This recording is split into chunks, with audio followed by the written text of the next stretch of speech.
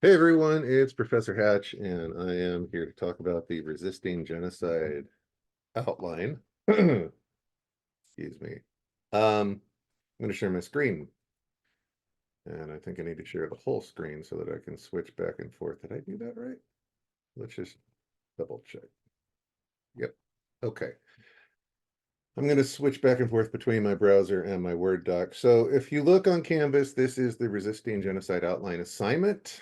The prompt for this is right there up at the top. You can go here, read through the prompt for everything that's required, watch this video, of course. In any case, I'm assuming at this point you've watched that video, and so let's just get right into this. As you can see here, uh, also the prompt goes into this, but in more detail here, there are definitely going to be 6 paragraphs in this essay in total. For the outline, we only need parts of 5, the intro, and all we need there is the thesis statement. And then all the standard stuff for the 4 body paragraphs that you're going to be writing. So let's actually go over to my Word doc, which I just literally downloaded the outline template right here from the assignment page. And I haven't changed it at all yet. So I'm going to do that right now. And I know probably it's boring to watch this, but you'll survive the experience. Um, get rid of that. I really don't think we need more than 1 quote per body paragraph. Body paragraph 3. But what we don't have, and what I need to include,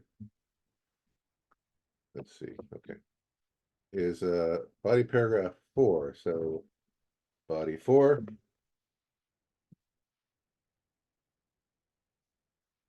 And then let's put all that in there. I guess let's get rid of everything else. Okay, so yeah, there we go. There's an outline for an intro, just the thesis statement, and then body 1, body 2, body 3, body 4, and all the various things it needs. And at this point in the semester, you are more than familiar with how to put together an outline. So all I'm going to do, because I actually just found out I have to get out of here much sooner than I thought I had to, I'm literally just going to make recommendations for how to organize your essay. So, as you know from watching the first video, you're going to be choosing 3 of the stages on the 10 stages of genocide handout. So let's just say, for the sake of argument, we're going with stages 3, 4, and 5. Stage 4 and stage 5. Now, obviously, for all of these, you're going to have to get a quote from a journalist source, which, a reliable journalism source. I'm not going to even bother trying to find a quote for this video. I wouldn't anyway, even if I had all the time in the world. At this point how to find. At this point, hopefully you've seen the reliable journalism sources page, and you should be very familiar with outlines and all of it. And if not, then I'm very sorry, because you've clearly had a stressful semester. And I think I said quarter earlier, but whatever, semester, term. Anyway, it doesn't matter. So what does matter is how we're going to organize this. And then, so for the 4th body paragraph, then, which of these is the best method for resistance? So stage 3 is, I can't remember, discrimination. I think stage 4 is dehumanization. Stage 5, I genuinely can't remember off the top of my head. Each of these stages comes up with examples of how to resist. So if I recall correctly from stage 3, which is the discrimination one, resisting is making sure that every group of people in the United States has full citizenship rights. And the other one is make sure that all of their rights are guaranteed by law, and if their rights are violated, that they have the right to sue the government or whatever corporation or whoever. So, given that here in the United States, anyway, and if you wanted to write an essay where you're talking about how to resist genocide in Gaza, then obviously you're going to have to know something about Gaza, well, law in Israel and all that. And I know jack shit about how the law works in Israel. I know slightly more than that about how the law works here.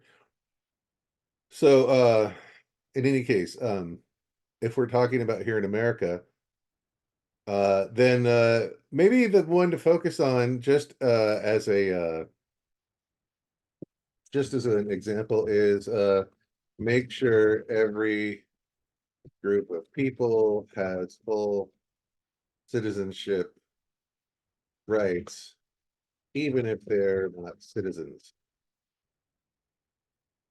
And honestly, if a person is living and working in our country, I don't understand why they wouldn't have full citizenship rights, even if they're not citizens. Like, I guess up to a point, like, if you are not a citizen, then sure, you don't get to participate in our elections. You also aren't going to be serving on jury duty, um, some things like that. But if you're living and working here and paying taxes on the work you are doing here, on the earnings you are making while you are living and working here, then I do think you should have all of the legal rights of a full citizen, maybe with the exception of those two things. You should have the right to health care, or at least the health care that everyone else has, which different time, different subject for a different time.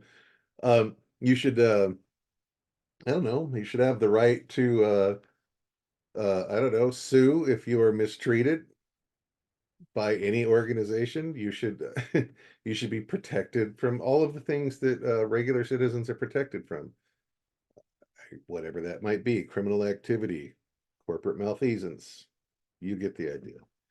In any case, so let's focus on that. So for stage 5, and I actually am going to go back over here, and I'm going to go to the resisting genocide prompt. I'm going to pull up the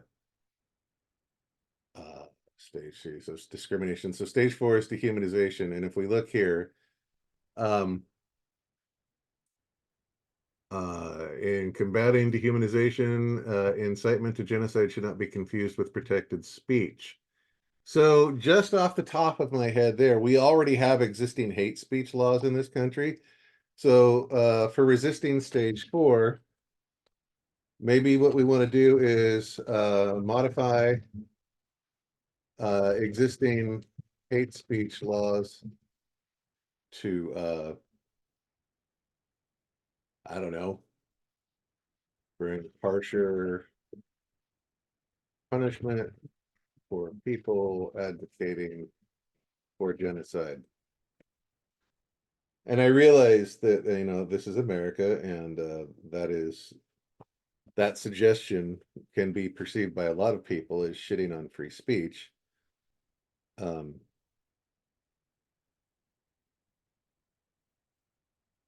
but I don't know, we already have existing hate crime laws. If you engage in hate speech, uh, that is not protected speech in this country. I would argue that pro-genocide speech would be akin to hate speech.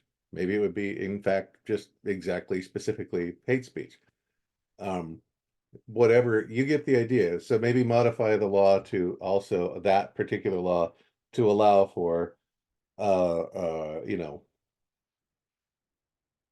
the genocide sympathetic point of view, even if that speech doesn't include any racial slurs or religious slurs or whatever.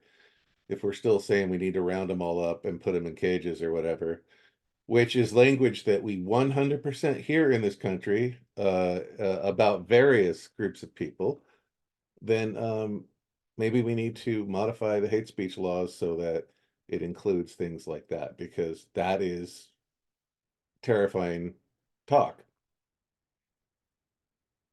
It is rounding them up and putting them in cages, it leads right into the idea of dehumanization, which is what stage 4 is. In any case, so I'm not going to come up with an example for stage 5. You already have 2 examples of like ways to resist. So what is the way you would resist for stage 5? And obviously, you know, maybe you're going to choose stages 1 through 3 or stages 1, 8, and 9. I don't know. In any case, finally, we have over here the 4th body paragraph. Which of these is the best method for resistance? So maybe it's making sure every group of people has full citizenship rights, with the exception of voting, I guess. Or maybe it's modifying existing hate speech laws, or maybe it's this other thing. So like, I'll give you the topic sentence for this one paragraph, which will be the best method of resistance is modifying the existing hate speech laws. There. So that's what I decided is the best method. Why is that? And I'm probably going to go back to the quote from the article I used to talk about this, with the article I used in the first body paragraph.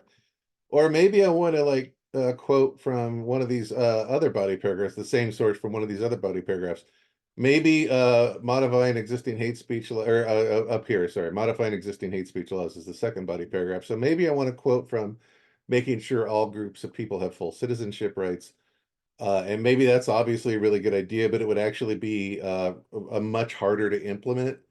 And it would also get in a little bit difficult because they should have full citizenship rights with the exception of voting and serving on jury duties and maybe a few other things that I'm not thinking of. So maybe that would be like really like murky water, legally speaking. And the easier solution is to modify existing laws to include like pro-genocide sentiments, if that makes sense. Why it's the best idea or why it's the best method is entirely up to you. This is where you really are going to show your critical thinking and your point of view here. So, all right, I think that's everything I need to do for this video. I'm going to stop my screen share. Actually, I'm going to save this real quick, and then I'm going to stop this video. I'm going to stop my screen share, except I'm not. I'm going to go right back real quick to the outline page right down here at the bottom. This Word doc that I've been working on, I'm going to put it right there. And the video that you're watching will be right here instead of that text. And you can look at the video and obviously look at the example from the Word doc there. And as always, if you have questions about any of this stuff, please text me on Remind 24/7. Even if it's 3 a.m., I will get back to you when I wake up in the morning. And yeah, that's everything I need to say. I think this is the last video I have to record for the semester, but it's certainly not the last one you're going to be watching. So high five me. Bye.